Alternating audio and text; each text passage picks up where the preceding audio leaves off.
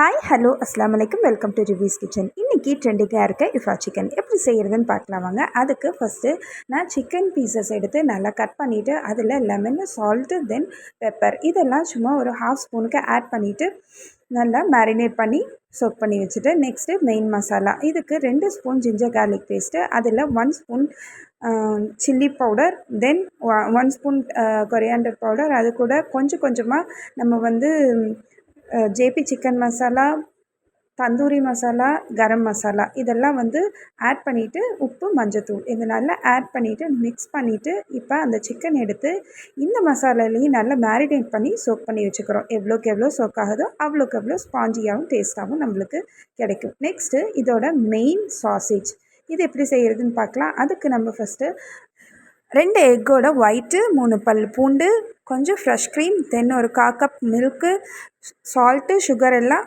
ஒரு 1/4 ஸ்பூனுக்கு ஆட் பண்ணிவிட்டு, தென் 2 சீஸ் ஸ்லைஸை அது ஆட் பண்ணிவிட்டு, ஆயில் இதுவும் கொஞ்சம் ஆட் பண்ணிவிட்டு நல்லா அடித்து இந்த கன்சிஸ்டன்சிக்கு எடுத்துகிட்டு வந்துடுங்க. அவ்வளோதாங்க. நெக்ஸ்ட்டு நம்ம பேன் வச்சுட்டு அதில் ஆயில் ஊற்றிட்டு நம்ம இந்த சிக்கனை 15 மினிட்ஸுக்கு 2 சைடுமே க்ளோஸ் பண்ணி நல்லா வேக வச்சு எடுத்துக்கிறோம். ஆக்சுவலி இஃபா சிக்கன் ரொம்ப வைரல் அண்ட் ட்ரெண்டிங்காகவும் இருந்தது. அப்போ இருந்து நான் திங்க் பண்ணிகிட்டே இருந்தேன், இது எப்படியாச்சும் ஒரு நாள் எக்ஸ்பெரிமெண்ட் பண்ணிடணும்னு. அண்ட் ஃபைனலி இன்றைக்கி தான் எனக்கு டைம் கிடச்சிது. சூப்பராக இருந்தது. ஆக்சுவலி ஒரு ரெஸ்டாரண்ட்டில் உட்காந்து சாப்பிட்ற ஃபீல் எனக்கு கிடச்சிது. இப்போ நம்மளுக்கு வெந்தனையும் அந்த சாஸ் எடுத்து அது மேலே அப்ளை பண்ணிவிட்டு இது ஒரு 15 மினிட்ஸுக்கு நல்லா வேக வச்சு எடுத்துடுறோம். அவ்வளோதாங்க, இஃபா chicken ready.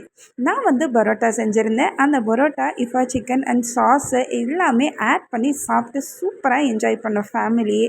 Thank you. see you in the next vlog.